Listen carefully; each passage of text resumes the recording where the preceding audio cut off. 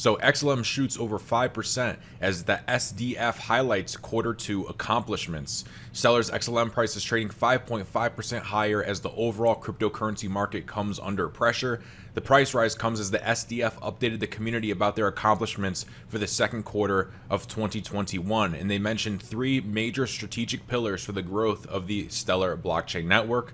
One being supporting the usability and robustness of Stellar, two is increasing trust for the Stellar blockchain among people, and three is developing sustainable Stellar use cases for cross-border payments and securitized assets. In the Q2 report, the SDF shares what they have accomplished in the last quarter, measuring against these three pillars.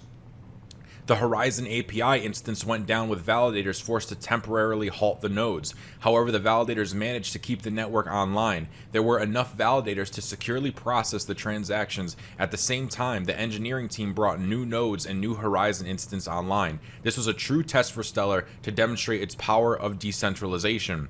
In Q2 of 2021, the total accounts on the blockchain jumped 20% year over year. Similarly, total payments were up by a staggering 160%, and total operations processed were up by 173%. The average daily DEX volumes were also up by 27%. So the network growth is looking very, very healthy.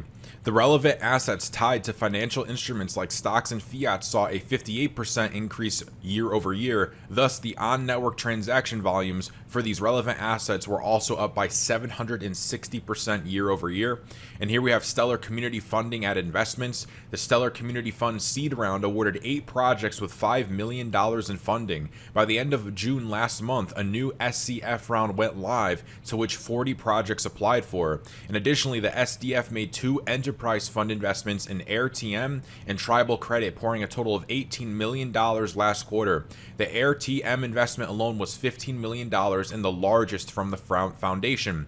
And they also have some protocol upgrades and network liquidity. Following the bug in early April 2021, which disrupted the network nodes. I don't remember if you guys recall that, but I think we covered it when, we definitely covered it when that happened. So the foundation introduced 2 protocol upgrades. Protocol 16 helped all the affected validator nodes to restore service, and Protocol 17 introduced an interesting feature dubbed asset clawback. This allowed issuers of financial instruments to comply with regulatory requirements. Additionally, SDF also noted that CAP38 proposal that introduces automated market makers to the Stellar blockchain is ready for implementation. The implementation will happen as part of Protocol 18 and will improve liquidity on the Stellar blockchain. The report says that if validators vote to accept the new protocol with CAP38, users will be able to create liquidity pools. This will enable cheaper, faster, and highly usable cross-asset payments and democratizing market making by giving everyone the ability to participate in liquidity provision. So some pretty cool stuff for Stellar. And again, that network growth is also increasing. And this is all coming out of their Q2 report. And we have a 5% spike because of it. So pretty interesting stuff. Now, we also have some good stuff for Ripple and XRP. Big victory for Ripple. Judge denies SEC's motion to quash Hinman deposition. So what is going on here? In a hearing on Thursday, U.S. federal judge ruled against the SEC in its motion to quash the deposition of William Hinman, the former director of its division of corporate finance. Now, for those of you guys who don't know, Hinman is kind of a very controversial character here because he's known as being the SEC official who declared that Ether and Bitcoin were not securities. It says a statement that has taken center stage in XRP security violations allegations, right? And that was one thing that, people have been bringing out, the XRP community has been bringing out from the very beginning is, how did this guy declare Bitcoin and Ethereum not a security? And if Bitcoin and Ethereum are not a security, how is he declaring XRP not a security, right? As we know, guys, this whole thing makes absolutely no sense.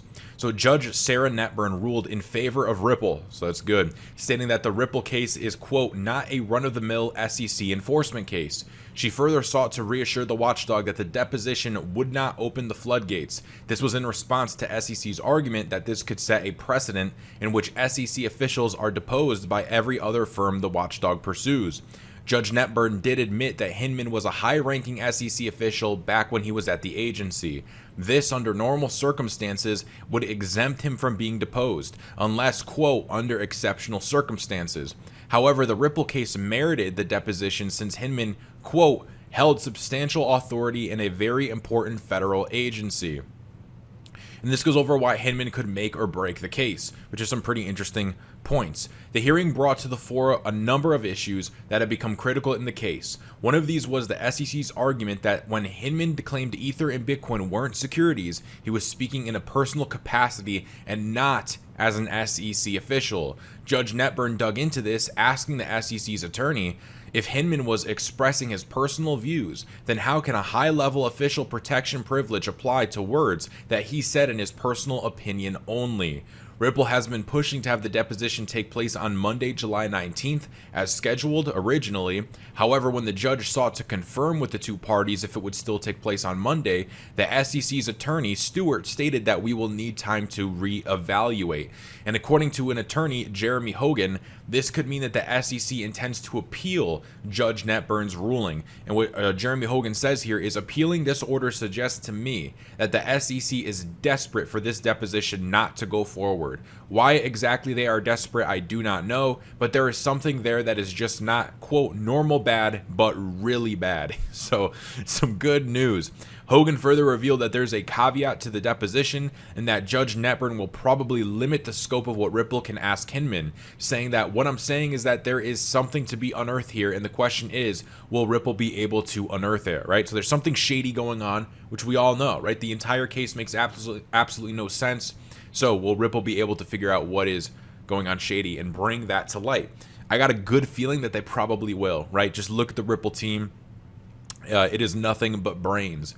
As the attorney further revealed, the XRP community has been a big reason for the judge's decision. Judge Netburn acknowledged that there is a significant public interest in the Ripple case, which makes it an exceptional one. This was one of the reasons she decided to move forward with the Hinman deposition. So pretty interesting stuff, right? The XRP community is literally having an impact on Judge Netburn. that is pretty crazy stuff, right? It just goes to show you cannot underestimate, a group of people coming together, in this case the XRP community, and making their voices heard, right? It shows that stuff definitely works.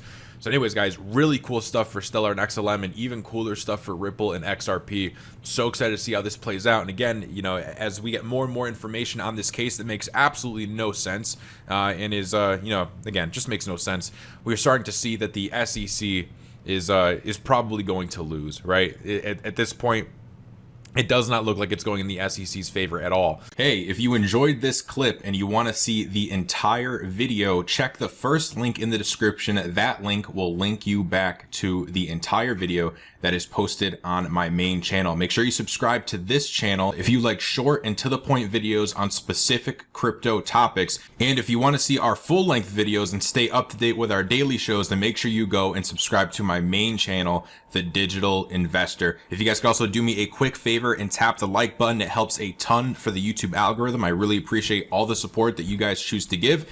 And with that said, I will see you on the next video.